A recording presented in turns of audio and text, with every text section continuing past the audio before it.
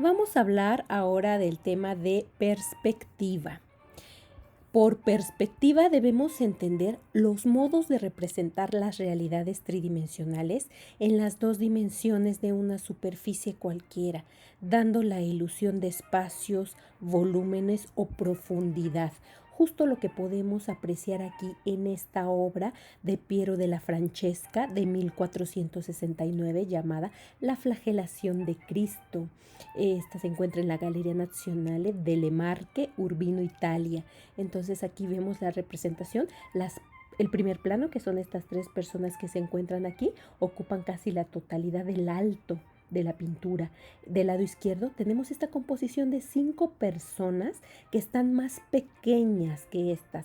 Estas se encuentran ya en planos más alejados, casi cercanos al punto de fuga. Aquí podemos observar también estas líneas de proyección que se pudieran ver aquí, que llegan a este punto, más o menos, que ahí se encontraría el punto de fuga. Entonces, por medio de esta representación se va a ejemplificar la perspectiva.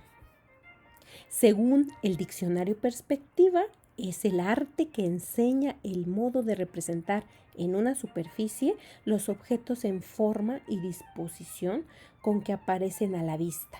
Aquí coloqué una fotografía en donde podemos ver que el fotógrafo se puso enfrente de todos estos arcos y se van haciendo cada vez más pequeños por esta misma profundidad que vemos, por esta misma perspectiva. Así lo vemos si estuviéramos ahí frente a estos arcos. Y para representarlo, pues estaría aquí el punto de fuga, aquí estarían mis líneas de proyección y aquí estaría mi línea de horizonte. Entonces, así se representaría, por ejemplo, esta fotografía.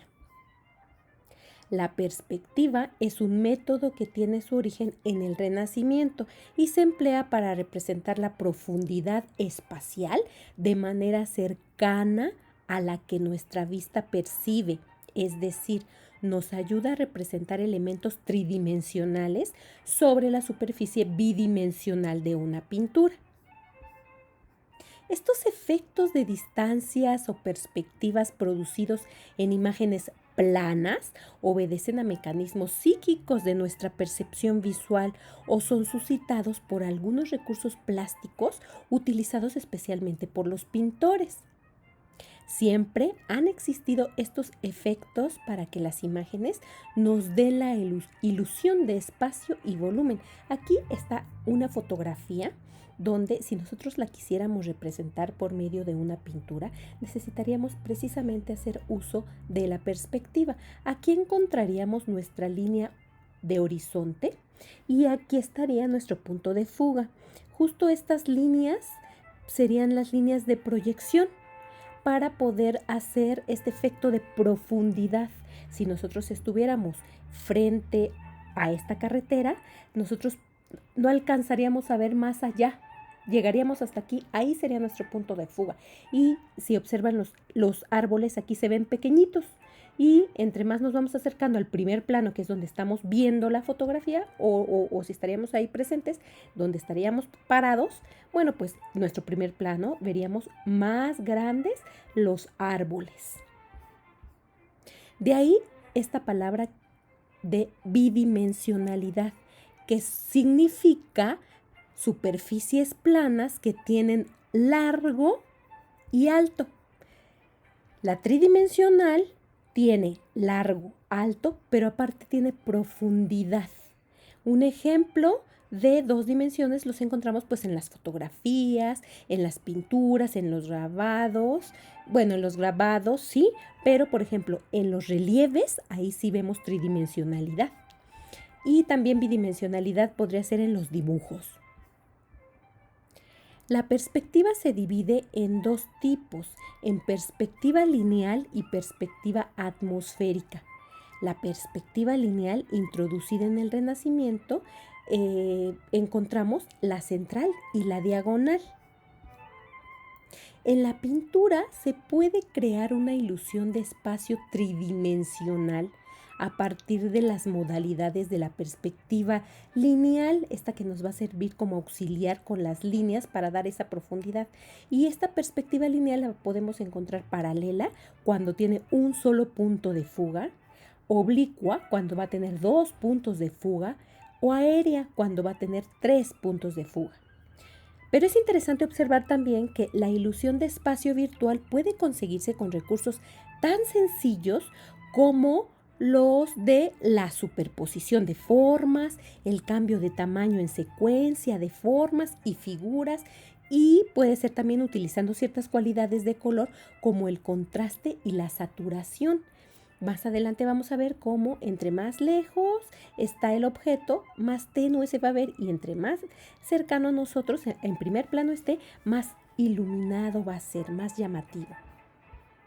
Por ejemplo, los primeros planos de un paisaje pueden pintarse con colores más vivos y contrastantes. En los medios planos como por aquí, o lejanos ya hasta acá, ya van a ser tonos más grisáceos, más opacos, más parecidos a la lejanía. Cuando nosotros observamos a lo lejos las montañas o las nubes, vemos que los colores son menos saturados, son más grisáceos. Este es un ejemplo en una pintura de Jean-Frédéric Bazille que se llama Reunión familiar.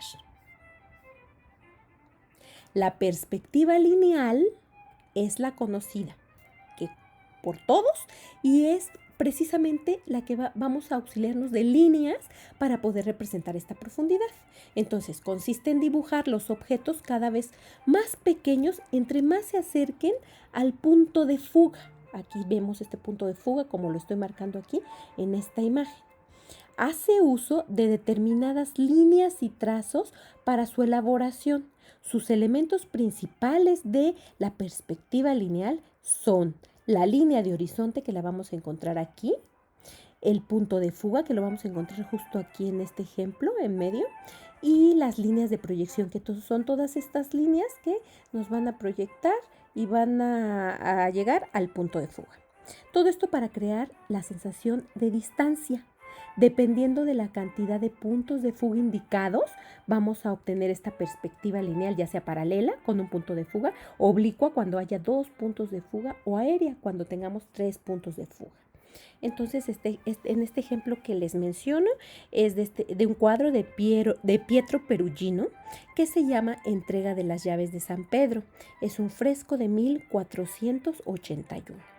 Entonces aquí tenemos una pequeña indicación que nos dice que la línea de horizonte, que es esta, más el punto de fuga, que sería aquí, más las líneas de proyección, da como resultado la perspectiva lineal. La perspectiva lineal consiste en una serie de procedimientos técnicos para representar en un plano bidimensional una tercera dimensión. Parte 1 o más puntos fijos, llamados puntos de fuga. Como ya hemos visto, puede haber un punto de fuga, 2 puntos de fuga o 3 puntos de fuga. En él también convergen el trazado de líneas sobre las que se dibujan los objetos, que aparecen así más grandes o más chicos, más cercanos o más lejanos. Aquí está un ejemplo. Dice, la realidad de un lugar puede ser representado mediante figuras lineales que el dibujante pasa al papel con un lápiz según las líneas que vea en la realidad. Y aquí está su proyección con estas líneas y su punto de fuga estaría aquí en medio. Entonces podemos encontrar perspectiva paralela, perspectiva oblicua y perspectiva aérea. En la perspectiva paralela es cuando vamos a pintar un objeto con un solo punto de fuga, porque así lo estamos viendo. Cuando pintemos con perspectiva oblicua, se va a producir cuando veamos el objeto y tiene 2 caras. Entonces esto nos lleva a 2 puntos de fuga. Y la perspectiva aérea va a ser cuando estemos viendo el objeto, ya sea de muy arriba o de muy abajo, donde nos esté produciendo 3 puntos de fuga. La perspectiva lineal no es la única perspectiva. Antes, en la antigüedad, por ejemplo, y ahora también se usa, el hombre empleó otras perspectivas. En el ejemplo de la derecha, que es este que estamos viendo aquí, este fue elaborado en el siglo VII en Bonampak por la cultura maya. Y vemos que utilizan la línea de los cuerpos, esta línea de los cuerpos, dando la sensación de volumen y de espacio. Entonces, esta es la forma de representar la perspectiva. La perspectiva en otros tiempos, por ejemplo con los mayas, que no precisamente puede estar tal vez el punto de fuga y las líneas de la perspectiva lineal, pero sí a través de estas formas ilusorias de volumen, de espacio, de transposición, de traslapar también elementos. El pintor cubista Fernando Leger, en varios de sus cuadros no usó la perspectiva lineal, como por ejemplo en este.